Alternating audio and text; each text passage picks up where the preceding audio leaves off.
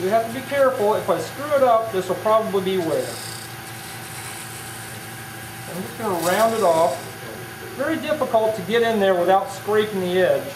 And about the only thing you can do that with is the skew. A lot of times I just get close enough and then use sandpaper to round off the corners as best I can. So I promised myself I wasn't going to get too caught up in the details in this demo because we don't have a lot of free time. I will share this with you though. Because I'm cutting so much end grain, I've got this Hunter tool with the carbide tip cutter, round nose. Does a really nice job of cleaning end grain. If you hold it at an angle, I don't know how much you can see there. I gotta lower this. If you hold it at about a 45, even maybe a little more of an angle, you can get a very nice clean cut. This is great for getting to the bottom of boxes, any kind of end grain.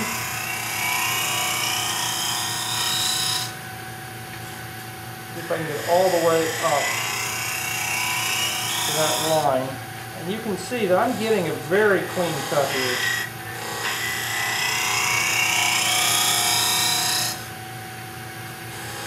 Still not getting to that spot though. I need to take the, get that one little line out of there.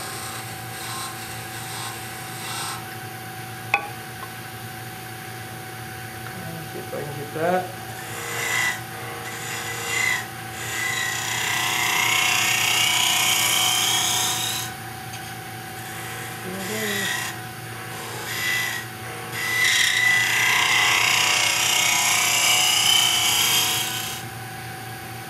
Alright, I could even do this on the back side of this edge over here. Step one complete, and no tear. Now there is a little bit of rough cut right down at the very bottom. It looks like I didn't get the skew to clean that up. I'll hit that real fast and then I'll move on. One last cut. I know. Well, I'm a believer that you need to take the last cut. If you see something that really needs to be done, go for it. And if you screw it up, it's only wood. Right? And I recommend you don't start with a nice piece of cocobolo or rosewood with this project. Alright, so that's actually pretty decent there. I would start with 120 or so and sand that. To get into the fine spots with the sandpaper, I would grab a popsicle stick. Where are we? Popsicle stick sharpened to a fine point. Wrap your sandpaper around there. Just hold it with your finger. Just get it into that little crevice in there. Rub it around. Do most of it with my fingers, but where I can't get my fingers, I'll use the popsicle stick to get it all smooth. And you take it all the way up to your highest grit. I usually take it to 1,000 or so. Depending on the wood. So, how are you doing on time? Good. Got an hour. Got an hour from here? Well, we have time for you guys to do show and tell too.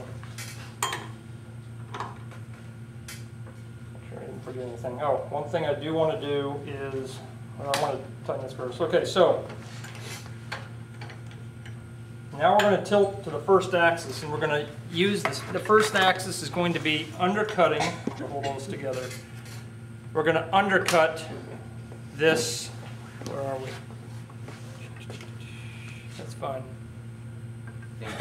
Think backwards. Yeah, think backwards is exactly right. Underneath. So I'm going to be cutting from the top of this all the way underneath and cutting the top of this disc. Does that make any sense to everybody?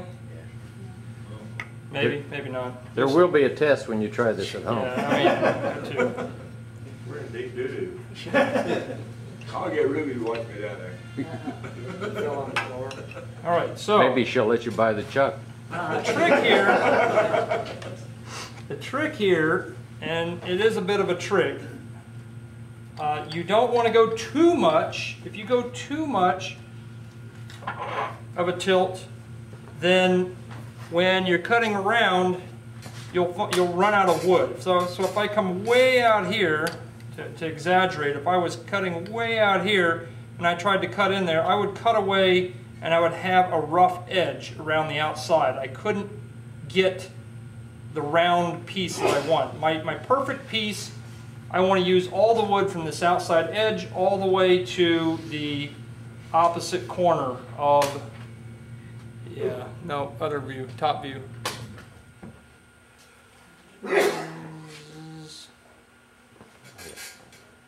Yeah, we just gotta move it over to the right. Yeah, beautiful. Okay, so from this outside corner here, all the way to this opposite edge over here, I want that round piece to be maximized. And you have to experiment by just playing around with this back and forth, and I'll show you how you do this. So I've already got a hole here that I know for a fact is where I want it to be, so I'm going to use it for the sake of time. But then, if I take my pencil, which is going to be kind of hard to see at this angle, maybe I can, If I take the pencil here and I push it all the way into the center, and then I rotate the wood around, and this thing is slipping on me here. I'll tighten this up just a little bit. It's slopping around here. Start over. Pencil all the way to the middle. Oops. Get around here. Pencil to the middle. Going all the way around. You'll notice the pencil lead, I've got a full 1/2 inch on the outside edge. It's going to get cut away before I hit that. So I've got plenty of wood here. I could actually, because I made this thing extra round, I left the corners rough, I could probably go another 1/8 inch on this tilt and still make that cut. All that would do to this piece is it would make this bulb here bigger. I can't do it. This bulb right here, it would make it just larger. Probably doesn't need to be any larger. It's it already stands out. So let's go with that. All right. Another deciding factor on whether or not you want to go with that is you want to make sure you have at least 2 teeth in the chuck. As I said before, if you don't have 2 teeth in the chuck, you're kind of playing with danger. And I'm sure you've all been in the shop before and you've made decisions like that. It'll work. And usually it does, but you know, you don't mention it to anybody when it doesn't. So I put a lot of oomph into this. I go back and forth several times. As you tighten on one side, it slightly loosens on the other. So you have to go back and forth, just like putting on a tire on your car. Back and forth. The other thing I do is, because I've just done a beautiful job sanding this edge, and because I don't want the cap to come off or move, I put blue painter's tape around this inside here. Once I start sanding this underbelly of, once I start sanding the underbelly of this guy right here, your finger will slip as it comes around. And what does your finger do? Oops, now you just put 120 grit sandpaper on your 1000 grit polished surface. So, nice easy solution is to tape all of that surface. And I'm going to do it now just because of habit, and even though we could probably get away, it also holds the cap in place. If you do anything that's slightly green wood, which is fine for this project, I wouldn't do it too green. If you do it slightly green, you'll find that even though you made that cap fit perfectly, by the time you cut it that thin and you've turned it for a few minutes, it will be sloppy. It will no longer fit. Awesome. Is everybody with me? How much pressure are you putting on that tailstock to help hold it on? Very little. Good question. Very little. Really, the whole purpose of this tailstock is to reduce the vibration. So as I'm cutting so far away from the headstock, you're going to get a little vibration. It's good to have as much mass here, which is another reason to leave it thick. But also, as you get further down, you get this piece here, and it's only being held on by that small little joint at the bottom. And as that piece is whipping around at over 1,000 RPM, you don't want it to crack and fly off. And don't ask me how I know that.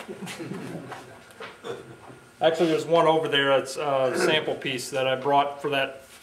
I got this, the middle segment here, a little bit too thin. I ran out of wood, and I had to keep cutting thinner and thinner in order to get a perfectly round segment there. I did not hold it with the tailstock. I thought, I don't need to. I've got plenty of wood down here, and it just... No, it's another one of these. But I see these guys up front